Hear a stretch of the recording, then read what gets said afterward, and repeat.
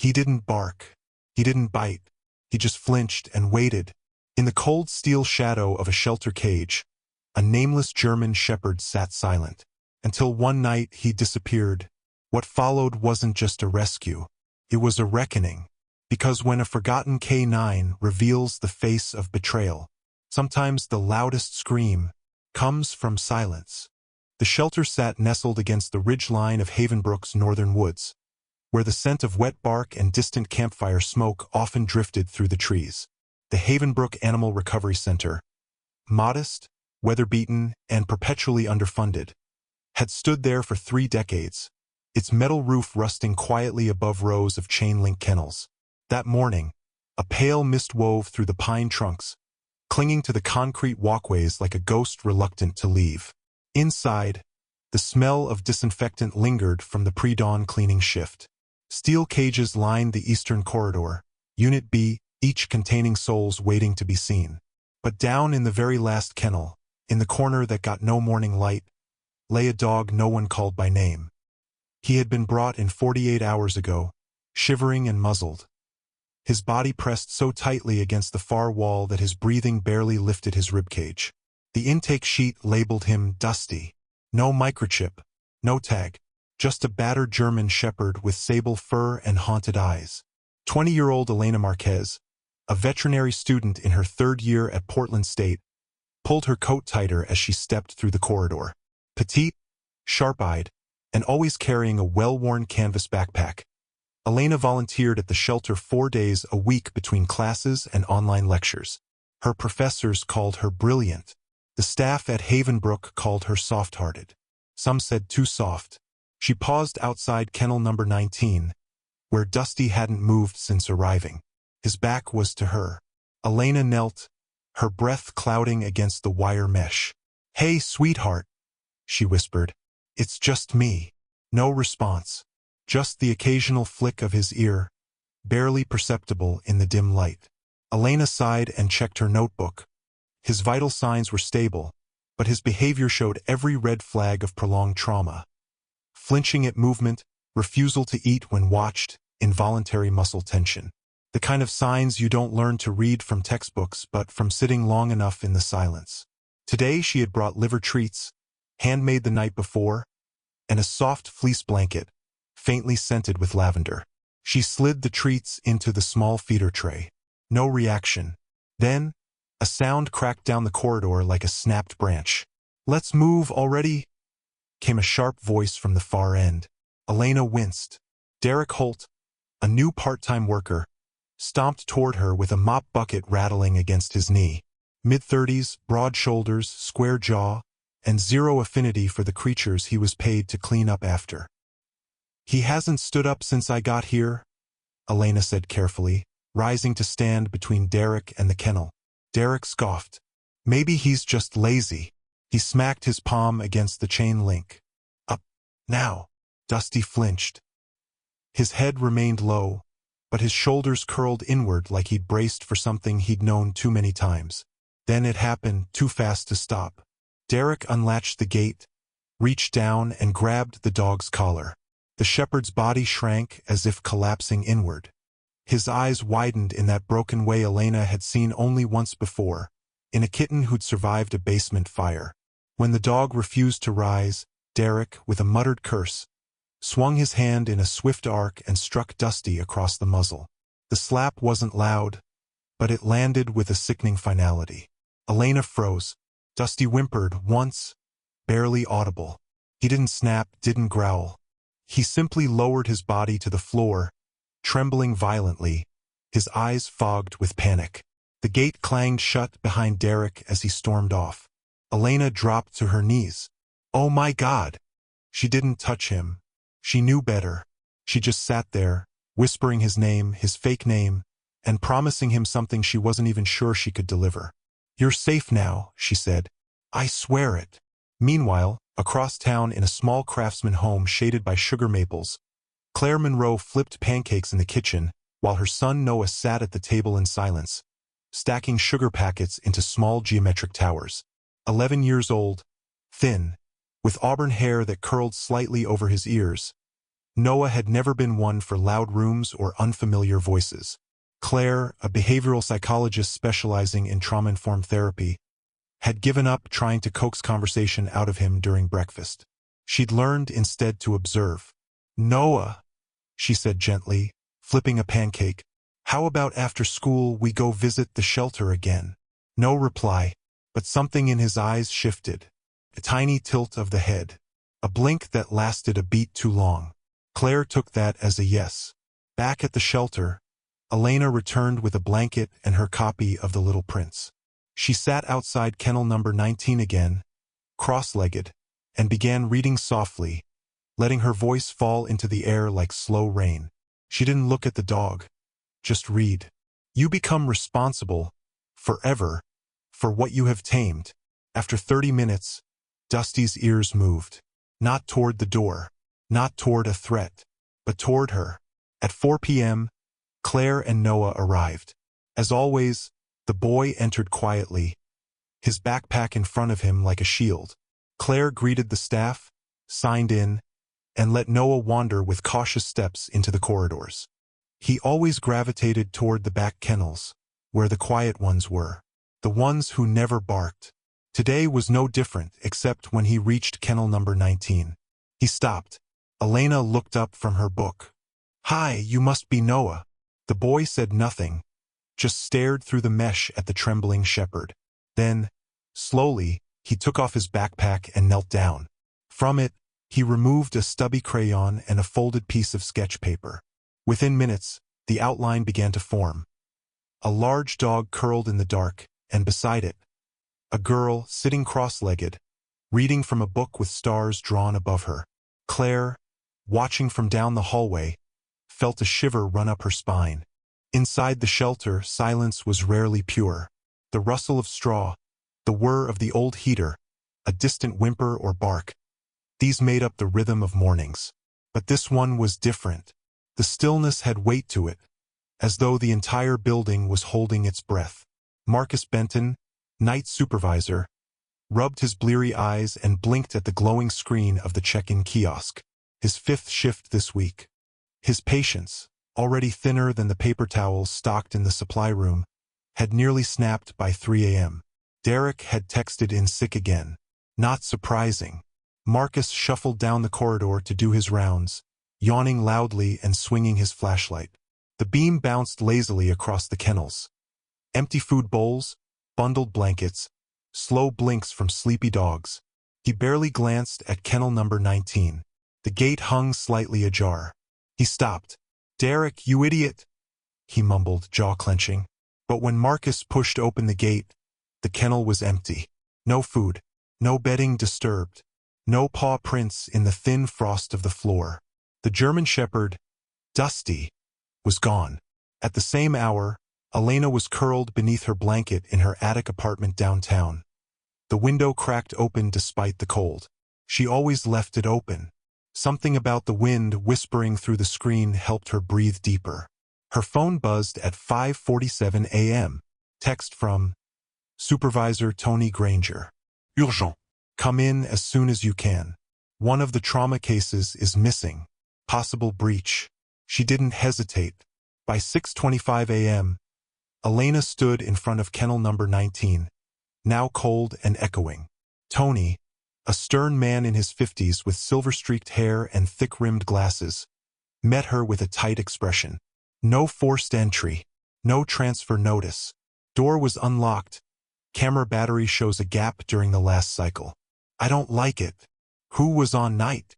Elena asked. "Marcus. But he was doing 3 things at once. Could have just missed it." Elena's breath fogged the air. "He didn't just go missing. That dog doesn't run. He hides." Tony looked at her closely. "You have a theory?" "I have a hunch." Across the shelter, in the seldom-used clinic wing, there was a narrow wooden door behind the medical storage closet. It was meant to be storage for outdated crates and old bedding, mostly ignored during regular hours. Elena pushed it open slowly. It smelled of vinegar, dust, and old detergent. Light flickered from the half-covered window. The air was damp. There was no movement. But then her foot brushed something soft near the back wall. She knelt. Behind a stack of bleach bins and crates sat a bundle of sable fur. Dusty, no, the German Shepherd, was curled up so tightly his nose was pressed against his hind legs. His chest barely rose. "Hey!" Elena whispered, voice like wind on still water. "It's me." He didn't move. She set her bag down and opened a packet of liver treats, placing them gently near the edge of the blankets. Still no reaction. Then she sat, cross-legged, her back against the wall, and reached into her backpack. No phone, no noise, just a worn copy of The Little Prince. El zorro dijo, si tú vienes, por ejemplo, a las 4 de la tarde. The words, quiet and rhythmic, spilled into the air like a spell. She read in Spanish first, her mother's tongue, then in English. After 10 minutes, the dog's ear flicked. After 20, a tremble eased. After 30, his eyes opened, and he looked at her. Meanwhile, in a sun-drenched living room 3 blocks away, Noah sat on the carpet with crayons scattered in concentric patterns around him. Claire, sipping black coffee and reviewing client notes on her laptop, glanced up from time to time. Noah wasn't just drawing. He was building something. He had taken his sketch from yesterday, the one of the girl and the dog in the dark, and had now drawn a second image beneath it. The same dog, curled behind a tall plastic bin, while faint words floated toward him like smoke. Claire leaned in, curious. "What's that next to him, honey?" No response. She tried again. "Is that where you think the dog went?" Still no words. But Noah pointed to the corner of the page and slowly wrote, "Not gone, just hiding." Claire's heart dropped into her stomach. At the shelter, Elena finally stood, legs stiff, heart aching. "I'm going to get help," she whispered to the dog. But before she could turn, a soft sound stopped her. Not a growl, not a whine, a breath, deep and slow. She looked back. The shepherd had shifted his weight. Then, with visible effort, he stretched his front legs, lowering his head to his paws, not in fear, but in exhaustion. He wasn't fleeing. He was surviving. And in that moment, Elena made a promise to herself. She would not file a report. She would not alert Marcus. She would not let this soul get lost in paperwork. She would stay. The veterinary wing of Havenbrook wasn't large, 3 rooms, 1 hallway, and a single medical table that wobbled slightly if you leaned on it too hard. But to Dr. Anjali Mira, the shelter's part-time veterinarian and trauma behavior consultant, it was sanctuary. Anjali was 42, short, with cropped black hair streaked with silver, and wore navy scrubs like a second skin. Her calm demeanor often made people think she was detached. In truth, she just listened better when she didn't interrupt with sympathy. She stood now in the examination room, reviewing files as Elena entered, carrying a folded blanket, and behind her, trailing slowly and stiff-legged, the German Shepherd. "Well," Anjali murmured, closing the file in her hand, "you finally came out of the shadows." "He didn't have much of a choice," Elena replied, brushing hair from her eyes. "He didn't come to me, but he didn't run either." Anjali knelt, not close enough to crowd, but within scent range. The shepherd stopped at the doorway, ears twitching. She tilted her head and whispered, "Tu per veneris I tu ver." Elena blinked. "You speak French?" "For the dogs, yes." To their surprise, the shepherd stepped in. One cautious paw, then another. Meanwhile, across town, Claire Monroe finished reviewing Noah's sketchbook. She had scanned his drawings before, architecture, animals, sometimes bizarre dreamscapes with impossible geometry, but never anything so specific, so emotionally focused. The most recent page was unmistakable. A German shepherd with a scar along his shoulder blade. The same shape Noah had drawn 3 days in a row. Claire placed a call. Back at the shelter, Anjali ran gentle fingers along the dog's ribs. "Malnourished," she said softly. "At least 10 pounds underweight. You can see the definition here along the pelvis." She turned to Elena. "Tell me again how he came in." Elena recounted the brief version, no ID, no chip, no visible trauma other than fear. But then she paused. "His collar, the one he came with, do you remember what color it was?" Anjali opened a drawer and pulled it out. Black leather. Government issue. They both went quiet. I've seen this before, Anjali said. Military K9 units. Older issue. Discontinued 3 years ago. She ran a scanner along the shepherd's neck. No response. Microchip not detected. Let's try manual, she said, palpating the left shoulder, the right. Then her fingers stilled. Beneath the short fur, a barely healed scar crescent-shaped. Elena, Anjali said quietly, that's surgical. That chip wasn't missing. It was removed. The shepherd stood still, eyes unmoving, as if he remembered the table he'd once lain on. Cold lights above, gloved hands pressing down, a silence that burned more than pain. Anjali stepped back. This dog wasn't just abandoned. He was erased. In the reception hall, Claire arrived, holding a manila folder and escorted by Tony, the shelter manager. I don't want to interrupt, she said. I'm not here in any official capacity. Tony nodded. This is about Noah? Claire hesitated. Yes and no. It's about the dog he's connected with. She pulled out a photograph, blurry, but focused enough. A dog in a police vest, sitting beside a man in uniform. His name was Ranger, a narcotics K9 based out of Jefferson County, Colorado. Disappeared 4 months ago during a field exercise. His handler filed a missing animal report, but the case was quietly dropped. Tony stared. Claire continued. Noah has drawn this dog multiple times, down to the exact placement of a scar that shouldn't be visible. Tony's jaw tightened. What are you saying? I'm saying, Claire said, that we may be dealing with something far more deliberate than abandonment. That afternoon, Elena sat again by the shepherd, his body now resting on a soft mat in the quiet recovery room. Outside, the weather was beginning to warm, lights sifting through the windows in hazy golden strips. Ranger, she whispered. The dog didn't flinch. She tried again. Ranger, his head tilted ever so slightly. You knew that name, she murmured. Then, for the first time, the shepherd made a sound. Not a bark, not a growl. A low whine, not of pain, of memory. And Elena, feeling something tighten in her chest, leaned back against the wall. They had found something, someone who wasn't lost, just hidden.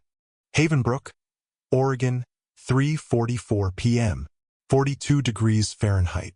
Light rain tapping against pine needles, whispering through the gutters like distant voices. Elena stood just inside the lobby, phone trembling slightly in her hand. Her call had gone through. Now she waited.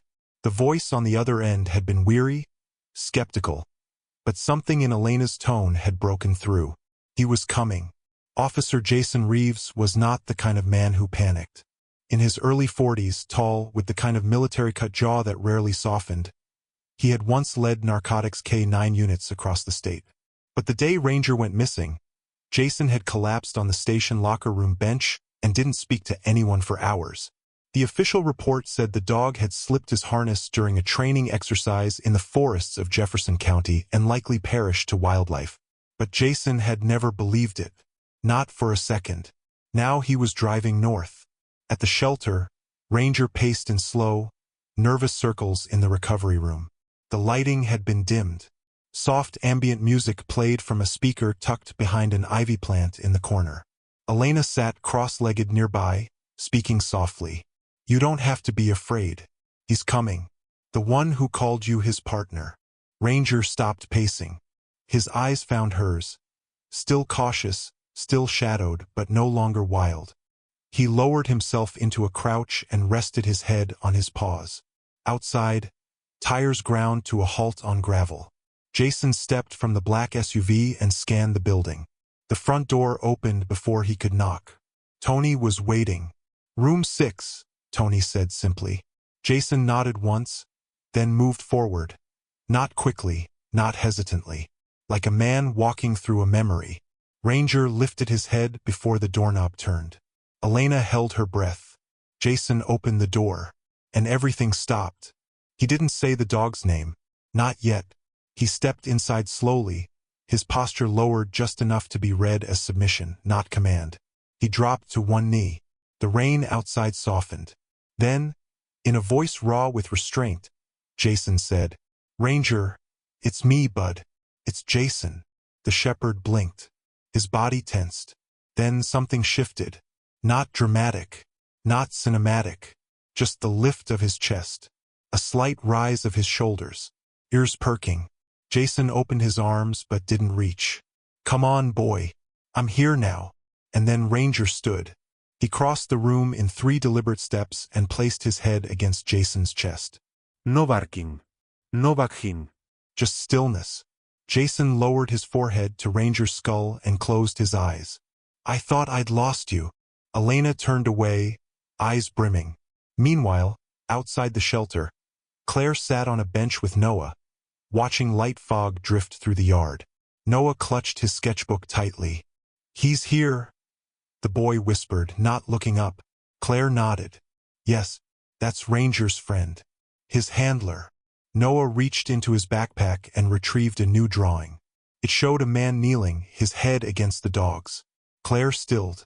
"Noah, did someone tell you what happened just now?" He shook his head. "Then how did you know?" Noah looked up at the clouds. He remembered him before the door opened. Back inside, Jason stood beside Tony and Elena, arms crossed now, back to his calm exterior. But the strain in his voice hadn't left. "I want to file a formal investigation," he said. "Who brought him in? Where? When? I want every name, every form." Tony nodded. "I'll give you full access. We only have what Derek logged. He wrote that a man left the dog tied near the highway and drove off. No security cam footage. He said they were down." Jason narrowed his eyes. "They weren't down. Someone disabled them." Elena stepped forward. "There's more." She handed Jason the collar. Black leather, cracked along the edges. Jason took it slowly, thumb running over the faded stamp on the inside. "RC 237, he murmured. His tactical number. He swallowed hard. "Someone wanted to bury him," he said, voice low. "Not kill him, just erase him." Ranger lay nearby, alert but relaxed. Jason glanced down. "They didn't expect him to survive," he whispered. But he did. Later that evening, as the sun dipped behind the fog-cloaked trees, Elena sat alone in the staff lounge, staring at the file she'd started compiling. Ranger, formerly Dusty. Possible K9 re-identification case. Erased records. Surgical chip removal. Intentional abandonment. She didn't know who would want to do this to a police dog. But she knew one thing. They had picked the wrong dog. Jason stood at the edge of the training field behind the shelter. It wasn't much, just a grassy space where volunteers sometimes walked the dogs. But this morning, it had been cleared at his request. Ranger stood across from him, alert but not tense, waiting. Jason raised his hand, palm open. "Sit." Ranger hesitated. Jason softened his tone. Ranger, sit. The shepherd sat, slow but exact. Jason nodded. "Stay." He circled around him, muttering low-voiced cues. Both standard commands and subtle test phrases only highly trained dogs would understand. "Block left." Ranger shifted slightly. "Find." He looked up, ears perked. "Where's the scent?" Jason tossed a worn gray hoodie to the grass. Elena's sweatshirt, one she'd worn every day during the week she read to him. Ranger approached, sniffed twice, and looked up toward the building. Jason raised his brow. Tracking response. Still intact. Elena watched from the window, arms crossed, heart thudding. "After everything," she whispered, "he still remembers who he is." Inside the shelter's office, Claire and Tony reviewed Derek's intake report. A single page. No signature. Just a printed note. Found stray along Route 9. Collar removed for safety. No chip. Tony shook his head. "We never logged a photo." No timestamp. "No vehicle plate." Claire pointed to a smudge at the top. "There's faint ink here. Might be a partial scan from the intake scanner." Tony blinked. If Derek used the outdated backup scanner, it would have left a digital trace. Claire opened her laptop. 5 minutes later, the trace was found. Scanner log ID, DSJCN, run, 4:02 a.m., device error, tag hashtag RC237. Jason's voice came from the doorway. That's his registration code. Claire turned. Then this proves Derek knew Ranger had an ID. He just suppressed it. Jason nodded grimly, which means this wasn't sloppy intake. It was cover-up. Later that afternoon, Ranger lay resting in the quiet therapy room. Light filtered through the high window. Across from him sat Noah. The boy didn't speak. He didn't even face Ranger directly. He just sat, knees folded, crayons laid out on the rug like tiny flags. He drew a single line, then a shadow behind it. Then, slowly, the outline of a dog, head bowed, paw lifted, not in aggression but in memory. Ranger watched him. Then he did something he hadn't done in weeks. He shifted forward. One paw, two. Noah didn't flinch. When Ranger lay beside him, head low, tail still, Noah reached without looking and rested his hand gently on the dog's neck. Stillness bloomed between them, like light through ice. An hour later, Elena returned to the room. Her breath caught. She saw Ranger curled next to Noah, both of them resting, eyes closed. It wasn't a therapy session. It was a reunion of souls. Claire stood in the doorway behind her. I think they recognize something in each other, she whispered. Elena nodded. Not fear, not pain. Silence, Claire said. The kind that doesn't ask for words. That evening, Jason sat in Tony's office, folder open before him, filled with scanned images, timestamps, and maps. At the center was a printout of the scan record RC237 and a surgical diagram comparing chip removal sites. Jason tapped the page. This cut was clean, surgical, done with proper sterilization. Tony frowned.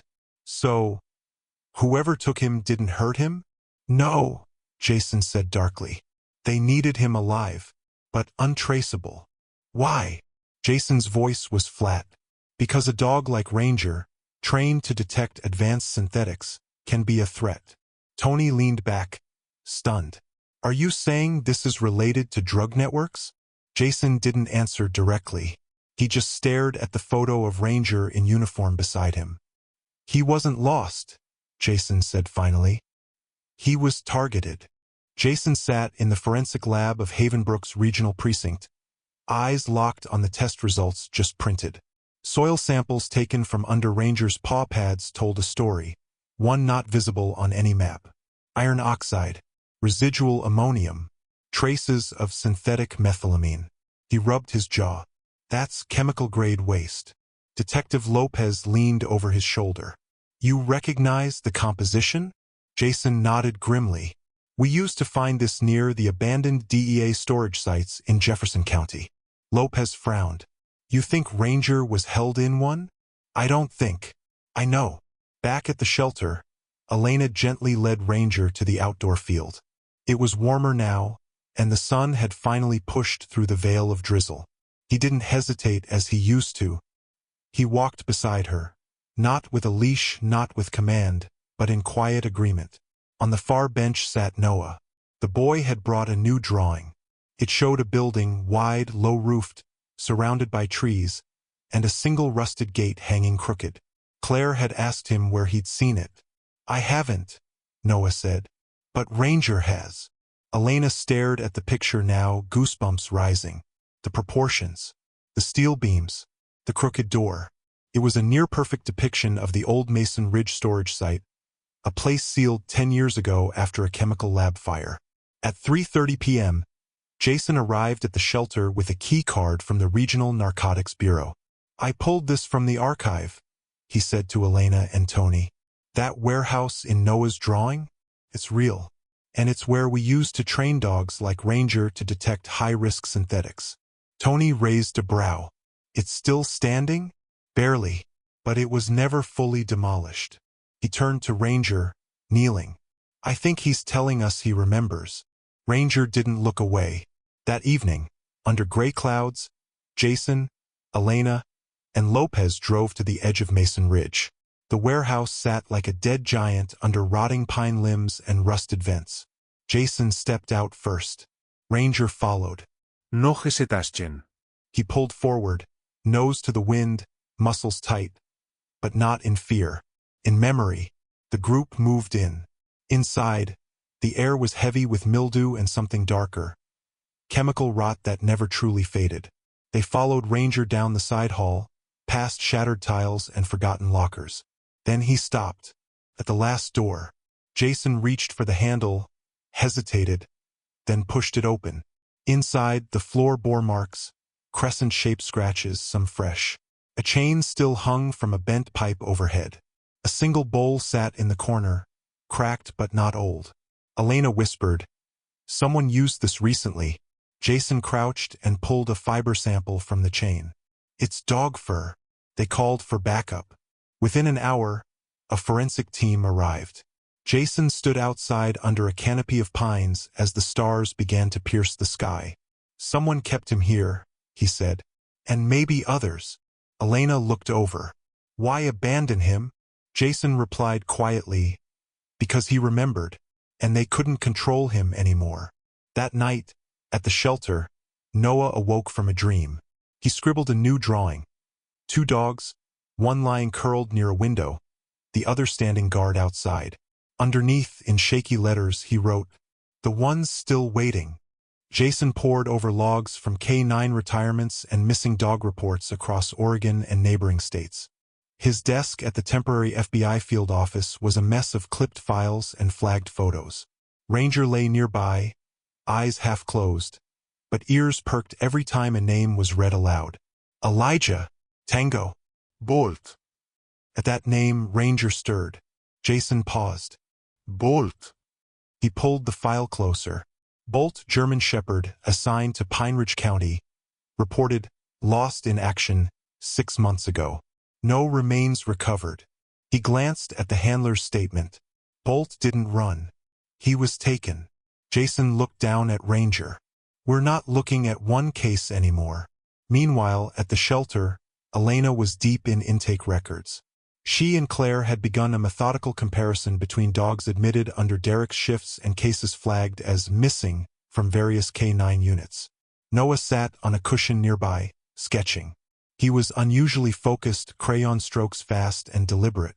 He drew 4 dogs, all different builds, all curled in corners, and each one had the same thing, a faint chain near their front paws. Elena leaned over. "Noah, you've never seen these dogs before, right?" He nodded. "But you know they're real?" Noah hesitated. Then, with eyes wide and low voice, whispered, "They're waiting like Ranger did, but darker." Claire arrived with a printout. "We've got something," she said. 6 other dogs, all logged as strays with no microchips. But their behaviors show K-9 patterns. Elena flipped through. One flinched at military boot sounds. Another dropped at German commands. "This isn't coincidence," she said. "This is trafficking." Later that afternoon, the shelter received a visit. Agent Marissa Klein, Federal Animal Trafficking Division, tall, no nonsense, arrived with a folder marked "Confidential. Canine Identity Fraud Case." "I reviewed Jason's findings," she said, nodding to Elena. "We believe your shelter was used as a pass-through site.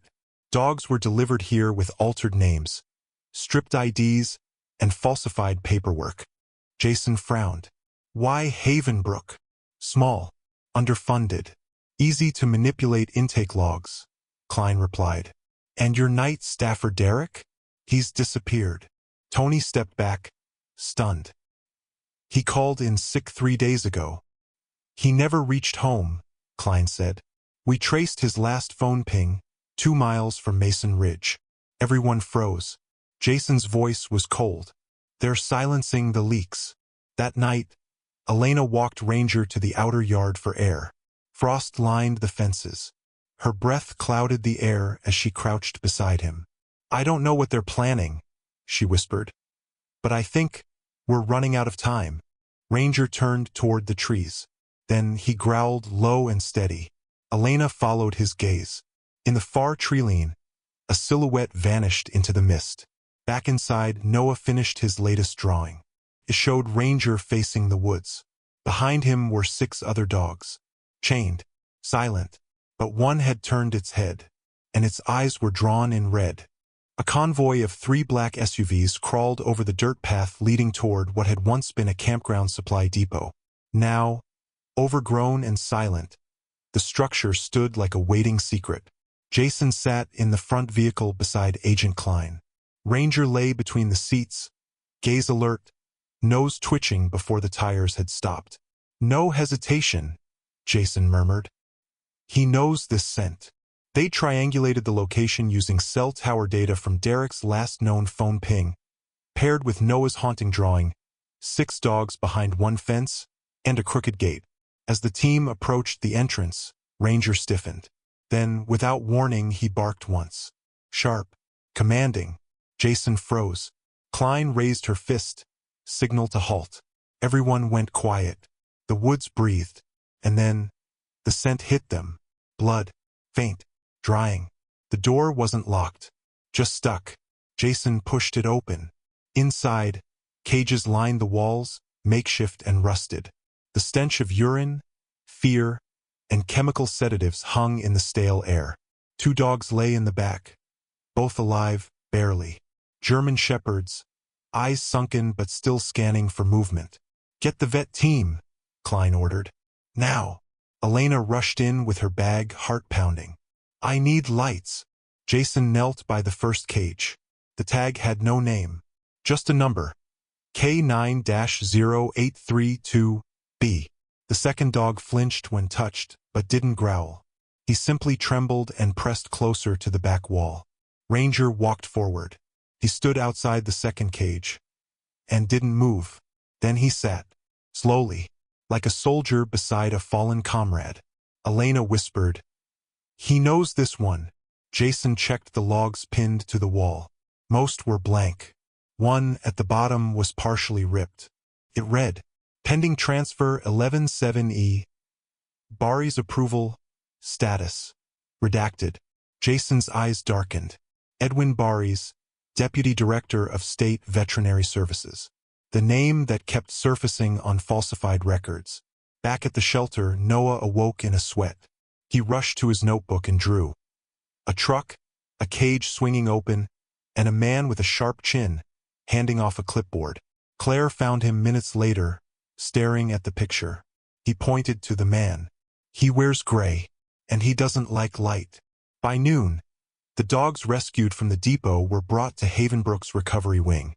Ranger refused to leave their sides, especially the one he'd sat beside. Jason examined the dog's paw scarred, one pad missing. Tactical damage, like someone had forced him to run over rough terrain repeatedly. He whispered, "This one's not just broken, he's trained." Agent Klein returned from a call with Washington. "Jason," she said quietly, "Edwin Baris just filed for an urgent leave of absence. Disappeared from his official residence an hour ago." Jason stared at her.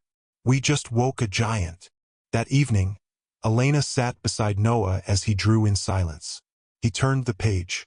This time he drew Ranger, not as a broken dog, but standing tall before a set of gates. Beyond them were cages breaking open, and behind him, a line of dogs, eyes glowing. Elena sat alone in the admin office, cross-checking the new intake files of the rescued K9S. Her eyes burned from hours of reading, but she pushed on. Just as she was about to shut her laptop, her phone vibrated. "Noah." A single message. "Don't sleep. He's coming." The one with no name. Elena stood so fast her chair tipped back. In the back wing, Ranger lifted his head. Then came the sound, too soft for humans to hear, but Ranger heard it. The tiniest click of a lock turned slowly. He stood, growled once, low and sharp. Then he ran. Jason had fallen asleep in the break room, coat still on. He awoke the second Ranger barked. Sharp and deep. Not fear. Warning. He bolted upright, gun holstered, flashlight in hand. He ran. The rear hallway glowed faintly from the exit signs. And in the shadows, a figure crouched beside the surveillance server rack, gloved hands extracting the hard drive. No uniform, no face, just cold precision. The figure turned and froze. Ranger stood in the hallway, motionless, eyes locked. The man backed away. Ranger advanced. No snarl, no bark, just presence. Jason turned the corner at the same moment. "Down!" he shouted. The intruder dropped the drive and ran, but not fast enough. Ranger sprang, not with fury, but trained intent. He tackled the man, pinning him to the ground with surgical efficiency. Teeth clamped on the coat, not the skin. Jason cuffed him seconds later. When they pulled the mask off, Elena gasped. Vincent Cale, a former shelter technician, and a known associate of Marcus Davis, the first man caught abusing Ranger. Jason's face darkened. He came for the data. At 2:10 a.m., the FBI downloaded the recovered surveillance footage Vincent tried to destroy. It showed clips from 3 weeks prior.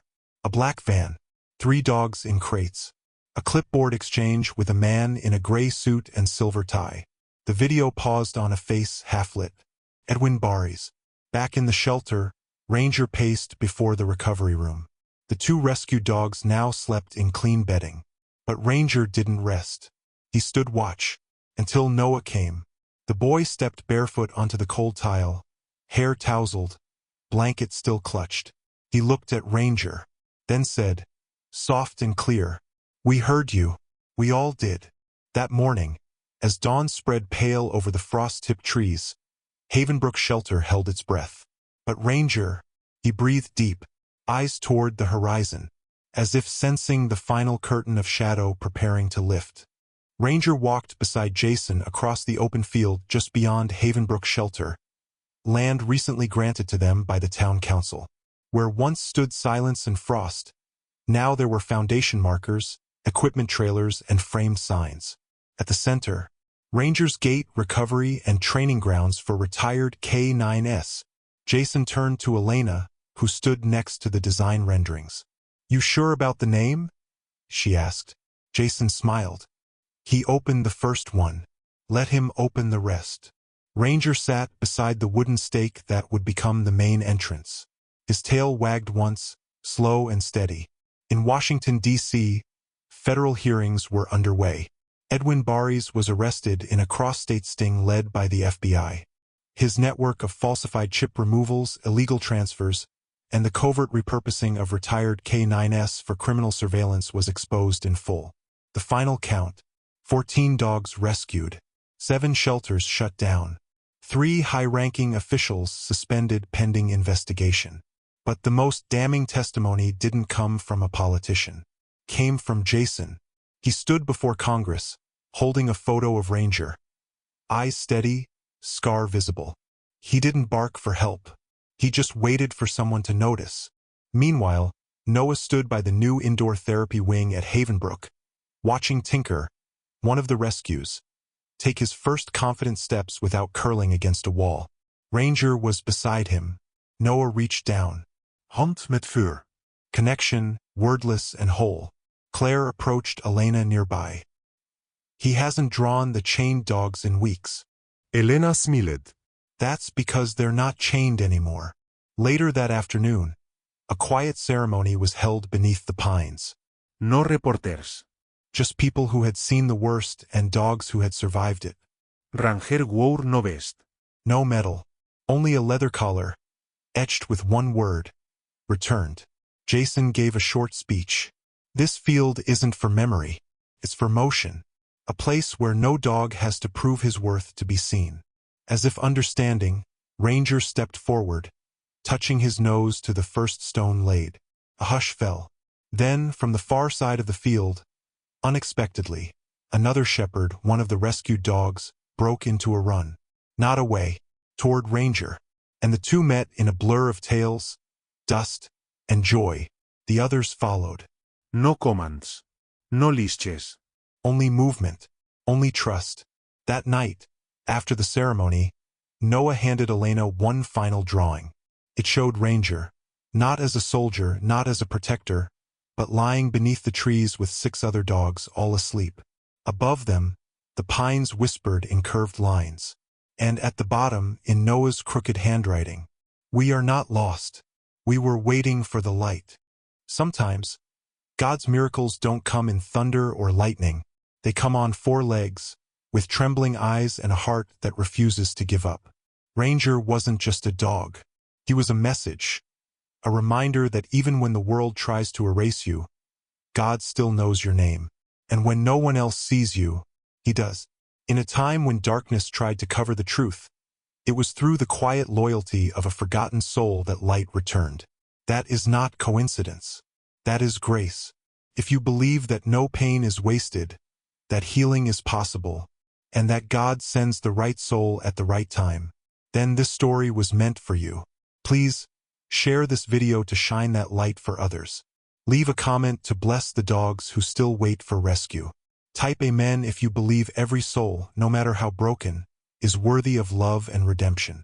And don't forget to subscribe, because every story we share is another way God speaks through the silence. May He bless you for watching, and may He guide your heart to see what others overlook. Amen.